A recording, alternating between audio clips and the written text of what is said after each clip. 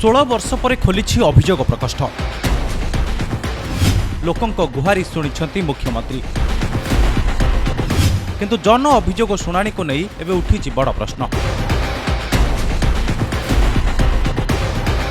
कारण मुख्यमंत्री मोहन माझी नुआ सरकार राज्य में प्रशासनिक स्वच्छता और दलाली रे रोक लगाइबाकू चाहुथिबा बेले मुख्यमंत्री रिलीफ पांठिरु लोकंकु मिलुथुवा अनुदान राशि रे दलाली रोकिबा एबे सबुठारु बड़ चैलेंज। पूर्वरु राज्यवासी एभली ठकई देखि सारिछंती, एपरिक विभिन्न बीमा राशि हड़प पई फंदी फिकर भी होईछि। बीएसके गोपबंधु बीमा योजना अर्थराशि हड़प पई उद्यम करी विभिन्न समय गिरफ होईछंती दलाल और एहार हिताधिकारी। तेणु मोहन सरकार एहाकु रोकिबा बड़ टास्क हेबो बोली मत प्रकाश पाइछि।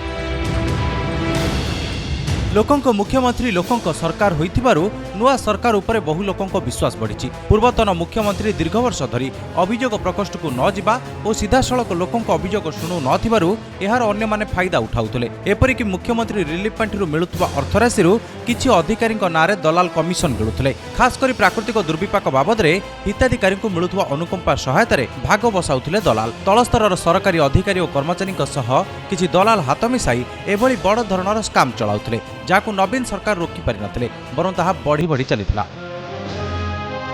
एबे मोहन माझी सरकार लोकाभिमुखी होईछि। अभियोग प्रकोष्ठ रे निजे मुख्यमंत्री बसी अभियोग शुणुथिबारु लोकंको विश्वास बढ़िछि। प्रति सोमवार अभियोग शुणाणी हेबाको थिबारु सेठारे लोकंको भिड़ जमिबो, किंतु सेठारे मिलिबाको थिबा अनुदान राशि उपरे दलालको आखि पड़िबनि तो ए प्रश्न एबे उंकी मारिछि। अभियोगकारीको अभियोग प्रकोष्ठ रे पहुंचाई अनुदान राशि अनुमोदन पर्यंत सुविधा कराई देबाको कहि दलाल जदि सेते भाग बसाए तेबे ताहाकु रोकिबा कष्टकर होई पारे। तेणु व्यवस्था रे स्वच्छता आनिबा पई बुद्धिजीवी दाबी करिसेंती। ब्यूरो रिपोर्ट आज लाइव।